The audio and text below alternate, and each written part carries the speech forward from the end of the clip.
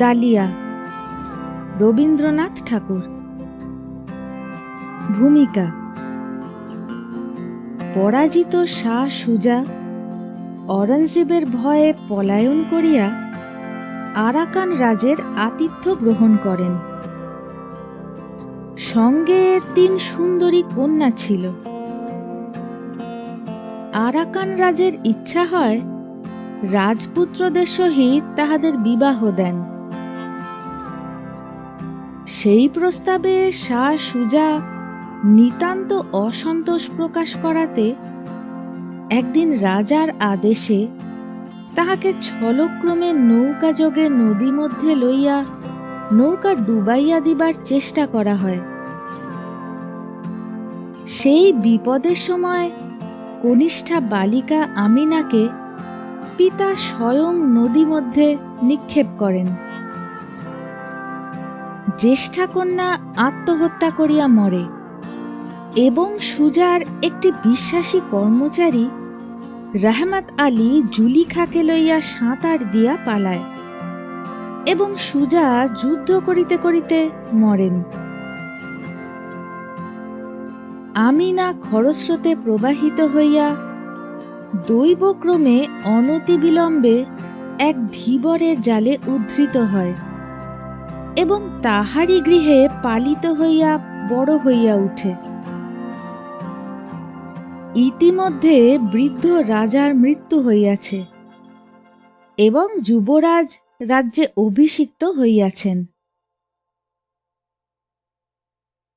প্রথম পরিচ্ছেদ।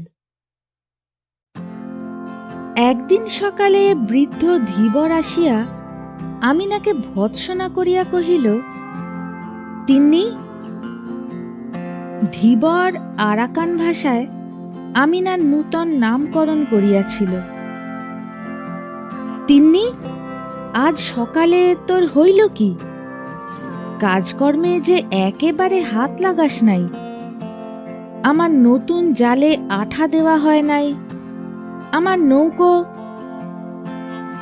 আমিনা ধীবরের কাছে আসিয়া আদর করিয়া কহিল, বুড়া, আজ আমার দিদি আসিয়াছেন, তাই আজ ছুটি।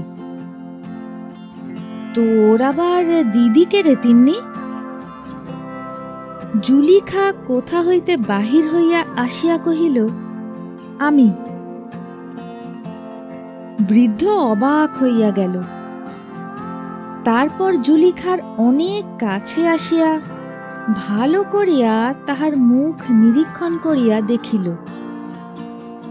খপ করিয়া জিজ্ঞাসা করিল, তুই কাজ কাম কিছু জানিস? আমিনা কহিল, বুড়া, দিদির হইয়া আমি কাজ করিয়া দিব, দিদি কাজ করিতে পারিবে না। বৃদ্ধ কিয়ৎক্ষণ ভাবিয়া জিজ্ঞাসা করিল, তুই থাকিবি কোথায়? জুলিখা বলিল, আমিনার কাছে। বৃদ্ধ ভাবিল, এও তো বিষম বিপদ। জিজ্ঞাসা করিল, খাইবি কি? জুলিখা বলিল, তাহার উপায় আছে। বলিয়া অবজ্ঞা ভরে ধীবরের সম্মুখে একটা স্বর্ণ মুদ্রা ফেলিয়া দিল।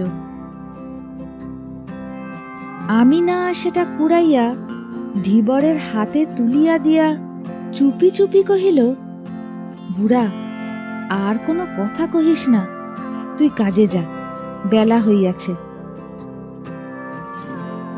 জুলিখা ছদ্মবেশে নানা স্থানে ভ্রমণ করিয়া অবশেষে আমিনার সন্ধান পাইয়া কি করিয়া ধীবরের কুঠিরে আসিয়া উপস্থিত হইয়াছে, সে সমস্ত কথা বলিতে গেলে দ্বিতীয় আর একটি কাহিনী হইয়া পড়ে। তাহার রক্ষাকর্তা রহমত শেখ ছদ্মনামে আরাকান রাজসভায় কাজ করিতেছে। দ্বিতীয় পরিচ্ছেদ। ছোট নদীটি বহিয়া যাইতেছিল এবং প্রথম গ্রীষ্মের শীতল প্রভাত বায়ুতে কৈলু গাছের রক্তবর্ণ পুষ্পমঞ্জরি হইতে ফুল ঝরিয়া পড়িতেছিল। গাছের তলায় বসিয়া জুলিখা আমিনাকে কহিল, ঈশ্বর যে আমাদের দুই ভগ্নীকে মৃত্যুর হাত হইতে রক্ষা করিয়াছেন, সে কেবল পিতার হত্যার প্রতিশোধ লইবার জন্য, নহিলে আর তো কোনো কারণ খুঁজিয়া পাই না। আমিনা নদীর পরপারে সর্বাপেক্ষা দূরবর্তী, সর্বাপেক্ষা ছায়াময় বনশ্রেণীর দিকে দৃষ্টি মেলিয়া ধীরে ধীরে কহিল, দিদি, আরও সব কথা বলিস নে ভাই। আমার এই পৃথিবীটা একরকম বেশ লাগিতেছে। মরিতে চায় তো পুরুষগুলো কাটাকাটি করিয়া মরুক গে, আমার এখানে কোনো দুঃখ নাই। জুলিখা বলিল, ছি ছি আমিনা, তুই কি শাহজাদার ঘরের মেয়ে? কোথায় দিল্লির সিংহাসন আর কোথায় আরাকানের ধীবরের কুঠির?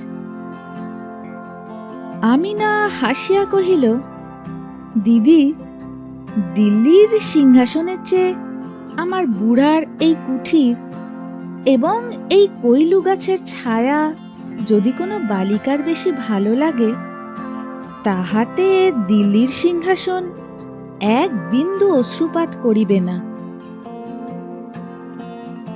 জুলিখা কতকটা আনমনে, কতকটা আমিনাকে কহিল, তা তোকে দোষ দেওয়া যায় না, তুই তখন নিতান্ত ছোট ছিলি। কিন্তু একবার ভাবিয়া দেখ, পিতা তোকে সবচেয়ে বেশি ভালোবাসিতেন বলিয়া তোকেই স্বহস্তে জলে ফেলিয়া দিয়াছিলেন। সেই পিতৃদত্ত মৃত্যুর চেয়ে এই জীবনকে বেশি প্রিয় জ্ঞান করিস না। তবে যদি প্রতিশোধ তুলিতে পারিস, তবেই জীবনের অর্থ থাকে। আমিনা চুপ করিয়া দূরে চাহিয়া রহিল, কিন্তু বেশ বুঝা গেল সকল কথা সত্ত্বেও বাহিরের এই বাতাস এবং গাছের ছায়া এবং আপনার নব যৌবন এবং কি একটা সুখ স্মৃতি তাহাকে নিমগ্ন করিয়া রাখিয়াছিল। কিছুক্ষণ পরে একটা দীর্ঘ নিঃশ্বাস ফেলিয়া কহিল,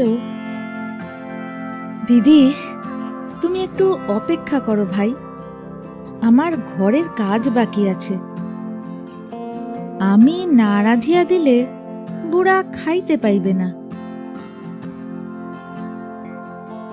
তৃতীয় পরিচ্ছেদ। জুলিখা আমিনার অবস্থা চিন্তা করিয়া ভারী বিমর্ষ হইয়া চুপ করিয়া বসিয়া রহিল।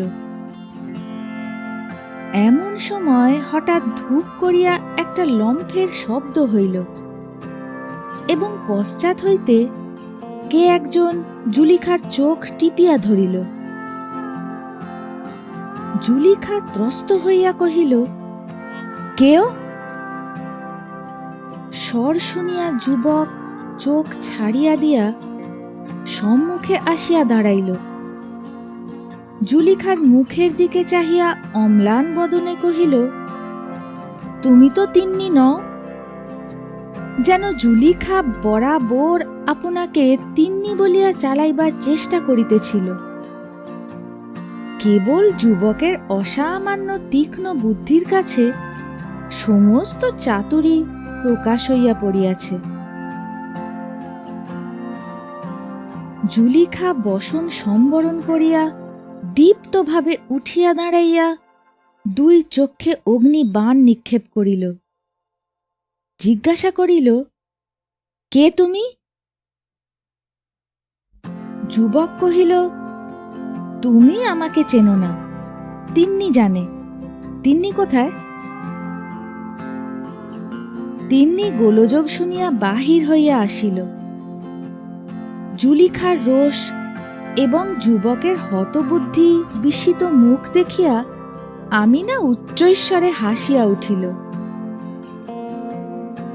কহিল, দিদি, ওর কথা তুমি কিছু মনে করিও না। ও কি মানুষ? ও একটা বনের মৃগ। যদি কিছু বেয়াদবি করিয়া থাকে, আমি উহাকে শাসন করিয়া দিব। ডালিয়া, তুমি কি করিয়াছিলে? যুবক তৎক্ষণাৎ কহিল, চোখ টিপিয়া ধরিয়াছিলাম। আমি মনে করিয়াছিলাম তিন্নি, কিন্তু ও তো তিন্নি নয়। তিন্নি সহসা দুঃসহ ক্রোধ প্রকাশ করিয়া উঠিয়া কহিল, ফের ছোট মুখে বড় কথা! কবে তুমি তিন্নির চোখ টিপিয়াছ? তোমার তো সাহস কম নয়। যুবক কহিল, চোখ টিপিতে তো খুব বেশি সাহসের দরকার করে না, বিশেষত পূর্বের অভ্যাস থাকিলে। কিন্তু সত্য বলিতেছি তিন্নি, আজ একটু ভয় পাইয়া গিয়াছিলাম।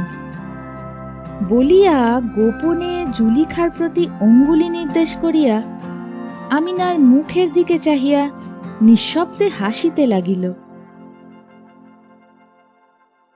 আমিনা কহিল, না, তুমি অতি বর্বর, শাহজাদির সম্মুখে দাঁড়াইবার যোগ্য নও। তোমাকে সহবত শিক্ষা দেওয়া আবশ্যক। দেখো, এমনি করিয়া সেলাম করো। বলিয়া আমিনা তাহার যৌবন মঞ্জরিত তনুলতা অতি মধুর ভঙ্গিতে নত করিয়া জুলিখাকে সেলাম করিল। যুবক বহু কষ্টে তাহার নিতান্ত অসম্পূর্ণ অনুকরণ করিল। বলিল, এমনি করিয়া 3 পা পিছু হটিয়া আইস। যুবক পিছু হটিয়া আসিল। আবার সেলাম করো। আবার সেলাম করিল। এমনি করিয়া পিছু হটাইয়া সেলাম করাইয়া আমিনা যুবককে কুঠিরের দ্বারের কাছে লইয়া গেল। কহিল, ঘরে প্রবেশ করো। যুবক ঘরে প্রবেশ করিল। আমিনা বাহির হইতে ঘরের দ্বার রুদ্ধ করিয়া দিয়া কহিল, একটু ঘরের কাজ করে আগুনটা জ্বালাইয়া রাখো। বলিয়া দিদির পাশে আসিয়া বসিল। কহিল, দিদি, রাগ করিস নে ভাই, এখানকার মানুষগুলো এই রকমের, হাড় জ্বালাতন হইয়া গেছে। কিন্তু আমিনার মুখে কিংবা ব্যবহারে তাহার লক্ষণ কিছুই প্রকাশ পায় না, বরং অনেক বিষয়ে এখানকার মানুষের প্রতি তাহার কিছু অন্যায় পক্ষপাত দেখা যায়। জুলিখা যথাসাধ্য রাগ প্রকাশ করিয়া কহিল, বাস্তবিক আমিনা, তোর ব্যবহারে আমি আশ্চর্য হইয়া গেছি। একজন বাহিরের যুবক আসিয়া তোকে স্পর্শ করিতে পারে, এত বড় তাহার সাহস? আমিনা দিদির সহিত যোগ দিয়া কহিল, দেখ দেখি বোন, যদি কোনো বাদশাহ কিংবা নবাবের ছেলে এমন ব্যবহার করিত, তবে তাহাকে অপমান করিয়া দূর করিয়া দিতাম। জুলিখার ভিতরের হাসি আর বাধা মানিল না। হাসিয়া উঠিয়া কহিল, সত্য করিয়া বল দেখি আমিনা, তুই যে বলিতেছিলি পৃথিবীটা তোর বড় ভালো লাগিতেছে, সে কি ওই বর্বর যুবকটার জন্য? আমিনা কহিল, তা সত্য কথা বলি দিদি, ও আমার অনেক উপকার করে। উল্টা ফলটা পাড়িয়া দেয়, শিকার করিয়া আনে, একটা কিছু কাজ করিতে ডাকিলে ছুটিয়া আসে। অনেকবার মনে করি উহাকে শাসন করিব, কিন্তু সে চেষ্টা বৃথা। যদি খুব চোখ রাঙাইয়া বলি, ডালিয়া, তোমার প্রতি আমি ভারী অসন্তুষ্ট হইয়াছি, ডালিয়া মুখের দিকে চাহিয়া পরম কৌতুকে নিঃশব্দে হাসিতে থাকে। এদের দেশে পরিহাস বোধ করি এই রকম, দুঘা মারিলে ভারী খুশি হইয়া উঠে। তাহাও পরীক্ষা করিয়া দেখিয়াছি। ওই দেখ না, ঘরে পুড়িয়া রাখিয়াছি, বড় আনন্দে আছে। দ্বার খুলিলেই দেখিতে পাইব মুখ চক্ষু লাল করিয়া মনের সুখে আগুনে ফুঁ দিতেছে। ইহাকে লইয়া কি করি বলতো বোন, আমি তো আর পারিয়া উঠি না। জুলিখা কহিল, আমি চেষ্টা দেখিতে পারি। আমি না হাসিয়া মিনতি করিয়া বলিল, তোর দুটি পায়ে পড়ি বোন, ওকে আর তুই কিছু বলিস নে। এমন করিয়া বলিল যেন ওই যুবকটি আমিনার একটি বড় সাধের পোষা হরিণ। এখনো তাহার বন্য স্বভাব দূর হয় নাই। পাছে অন্য কোনো মানুষ দেখিলে ভয় পাইয়া নিরুদ্দেশ হয়, এমন আশঙ্কা আছে। এমন সময় ধীবর আসিয়া কহিল, আজ ডালিয়া আসে নাই তিন্নি? আসিয়াছে। কোথায় গেল? সে বড় উপদ্রব করিতেছিল, তাই তাহাকে ওই ঘরে পুড়িয়া রাখিয়াছি। বৃদ্ধ কিছু চিন্তান্বিত হইয়া কহিল, যদি বিরক্ত করে সহিয়া থাকিস। অল্প বয়সে অমন সকলেই দুরন্ত হইয়া থাকে, বেশি শাসন করিস না। ডালিয়া কাল এক থলু দিয়া আমার কাছে 3টি মাছ লইয়াছিল। আমিনা কহিল, ভাবনা নাই বুড়া, আজ আমি তাহার কাছে 2 থলু আদায় করিয়া দিব, একটি মাছও দিতে হইবে না। বৃদ্ধ তাহার পালিত কন্যার এত অল্প বয়সে এমন চাতুরী এবং বিষয়বুদ্ধি দেখিয়া পরম প্রীত হইয়া তাহার মাথায় সস্নেহে হাত বুলাইয়া চলিয়া গেল। চতুর্থ পরিচ্ছেদ। আশ্চর্য এই, ডালিয়ার আসা যাওয়া সম্বন্ধে জুলিখার ক্রমে আর আপত্তি রহিল না। ভাবিয়া দেখিলে ইহাতে আশ্চর্য নাই, কারণ নদীর যেমন একদিকে স্রোত এবং আর একদিকে কূল, রমণীর সেইরূপ হৃদয়াবেগ এবং লোকলজ্জা। কিন্তু সভ্য সমাজের বাহিরে আরাকানের প্রান্তে এখানে লোক কোথায়? এখানে কেবল ঋতু পর্যায়ে তরু মুঞ্জরিত হইতেছে এবং সম্মুখে নীলা নদী বর্ষায় স্ফীত, শরতে স্বচ্ছ এবং গ্রীষ্মে ক্ষীণ হইতেছে।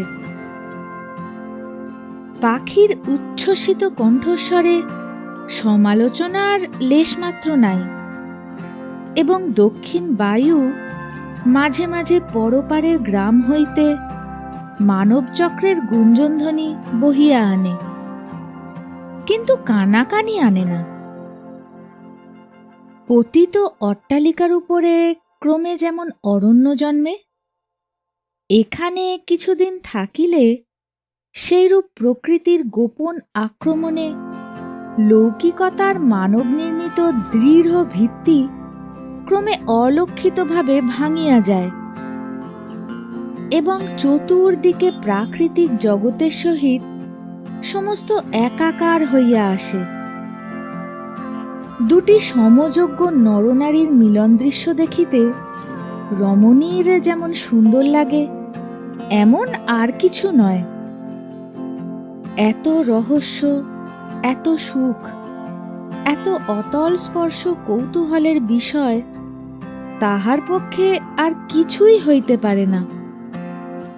অতএব এই বর্বর কুঠিরের মধ্যে নির্জন দারিদ্র্যের ছায়ায় যখন জুলিখার কুলগর্ব এবং লোকমর্যাদার ভাব আপনি শিথিল হইয়া আসিল, তখন পুষ্পিত কৈল তরুচ্ছায়ে আমিনা এবং দালিয়ার মিলনের এই এক মনোহর খেলা দেখিতে তাহার বড় আনন্দ হইত। বোধ করি তাহারও তরুণ হৃদয়ের একটা অপরিতৃপ্ত আকাঙ্ক্ষা জাগিয়া উঠিত এবং তাহাকে সুখে দুঃখে চঞ্চল করিয়া তুলিত।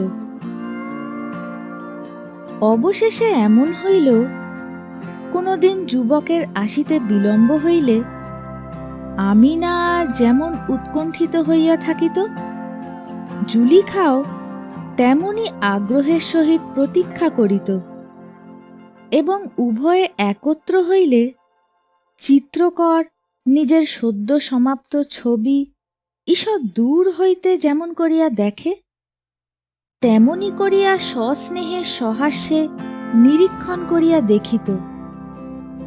কোনো কোনো দিন মৌখিক ঝগড়াও করিত, ছল করিয়া ভৎসনা করিত, আমিনাকে গৃহে রুদ্ধ করিয়া যুবকের মিলনাবেগ প্রতিহত করিত।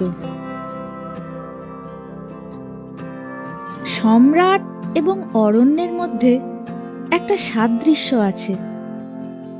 উভয়ে স্বাধীন, উভয়েই স্বরাজ্যের একাধিপতি, উভয়কেই কাহারও নিয়ম মানিয়া চলিতে হয় না। উভয়ের মধ্যেই প্রকৃতির একটা স্বাভাবিক বৃহত্ব এবং সরলতা আছে। যাহারা মাঝারি, যাহারা দিন রাত্রি লোকশাস্ত্রের অক্ষর মিলাইয়া জীবন যাপন করে, তাহারাই কিছু স্বতন্ত্র গোছের হয়। তাহারাই বড়র কাছে দাস, ছোটর কাছে প্রভু এবং অস্থানে নিতান্ত কিংকর্তব্য বিমূঢ় হইয়া দাঁড়ায়। বর্বর দালিয়া প্রকৃতি সম্রাজ্ঞীর উচ্ছৃঙ্খল ছেলে। শাহজাদির কাছে কোনো সংকোচ ছিল না এবং শাহজাদিরাও তাহাকে সমকক্ষ লোক বলিয়া চিনিতে পারিত। সহাস্য, সরল, কৌতুকপ্রিয়, সকল অবস্থাতেই নির্ভীক, অসংকুচিত, তাহার চরিত্রে দারিদ্র্যের কোনো লক্ষণই ছিল না। কিন্তু এই সকল খেলার মধ্যে একবার জুলিখার হৃদয়ট হায় হায় করিয়া উঠিত। ভাবিত, সম্রাটপুত্রীর জীবনের এই কি পরিণাম!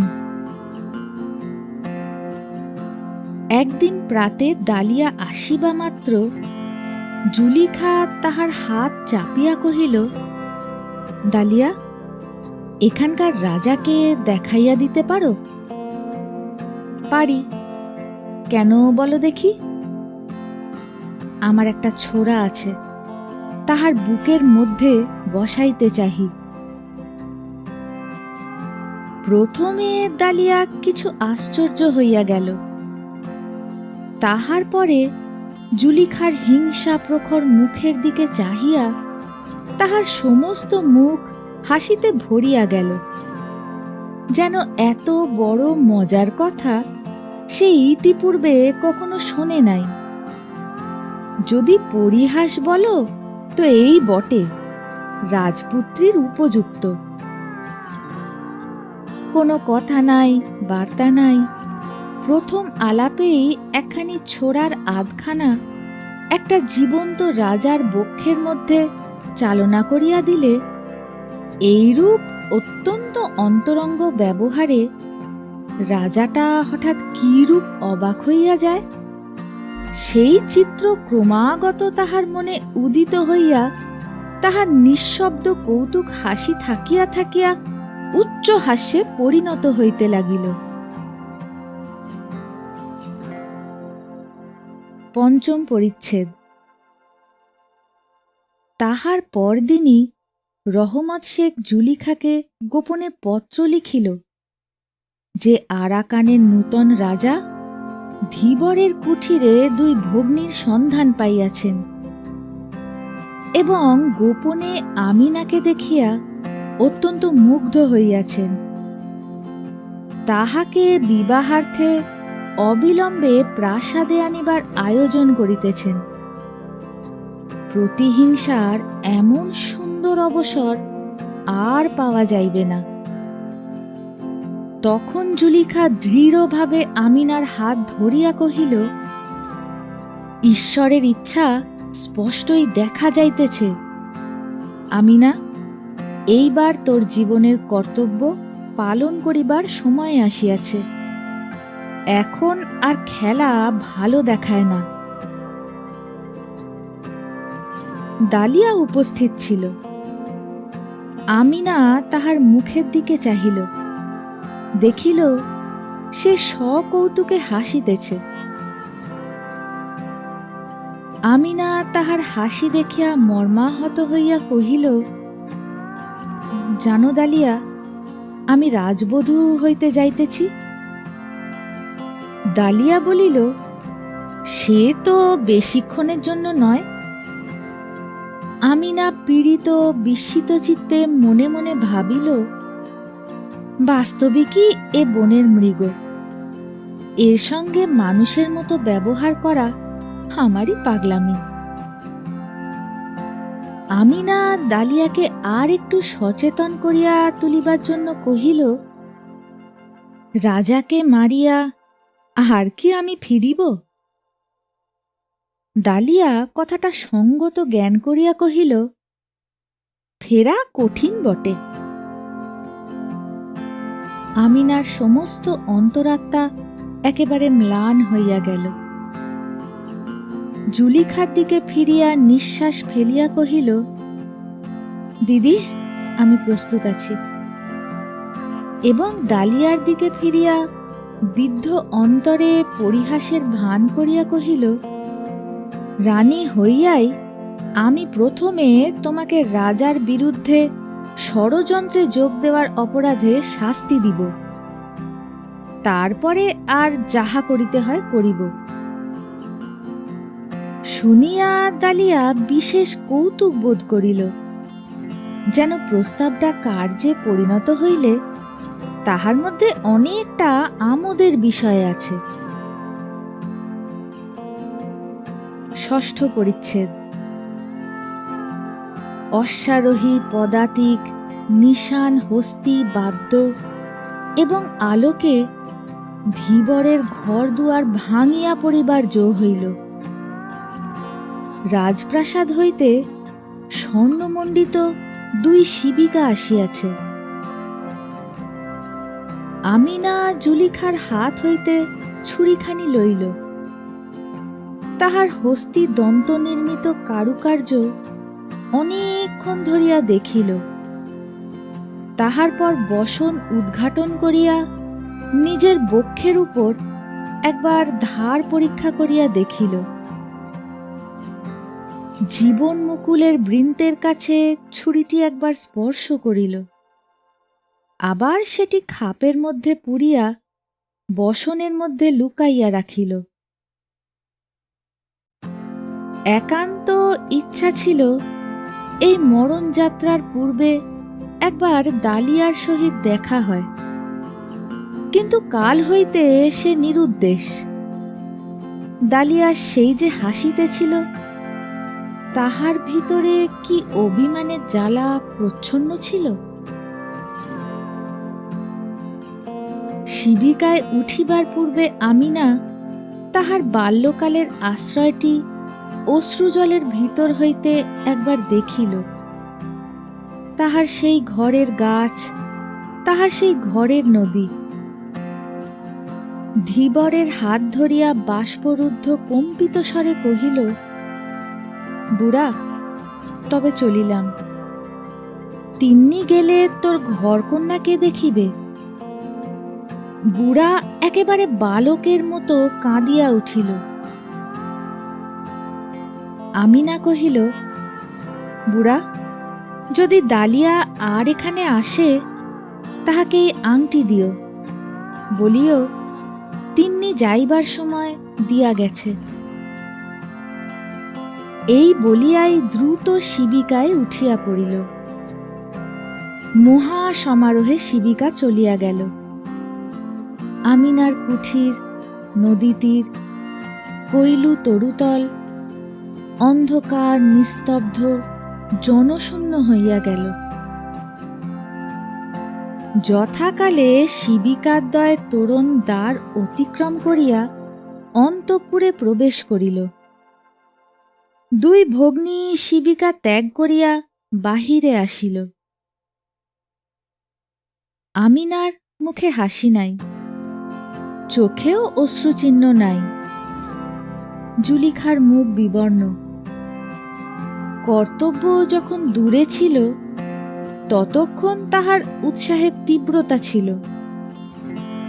এখন সে কম্পিত হৃদয়ে ব্যাকুল স্নেহে আমিনাকে আলিঙ্গন করিয়া ধরিল। মনে মনে কহিল, নব প্রেমের বৃন্ত হইতে ছিন্ন করিয়া এই ফুটন্ত ফুলটিকে কোন রক্তস্রোতে ভাসাইতে যাইতেছি। কিন্তু তখন আর ভাবিবার সময় নাই। পরিচারিকাদের দ্বারা নীত হইয়া শত সহস্র প্রদীপের অনিমেষ তীব্র দৃষ্টির মধ্য দিয়া দুই ভগিনী স্বপ্নাহতের মতো চলিতে লাগিল।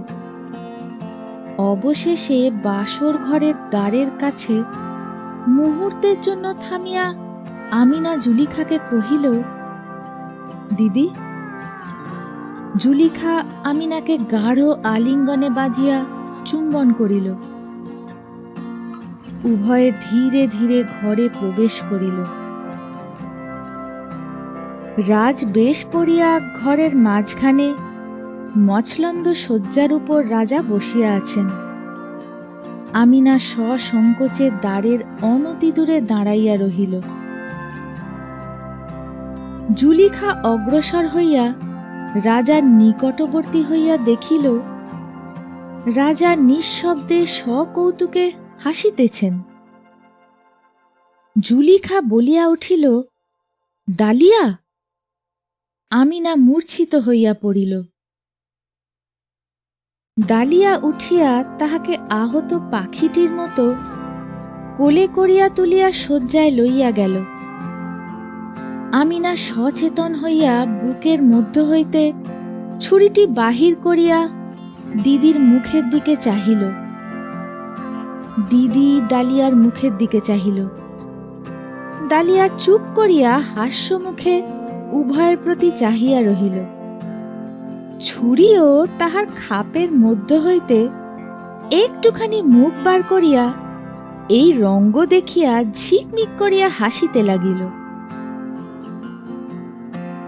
বইটি কিনতে চাইলে ডিসক্রিপশন বক্সে এবং কমেন্ট বক্সে থাকা লিঙ্কে প্রবেশ করে ঝটপট কিনে ফেলুন। পরের পার্ট চাইলে কমেন্ট করুন।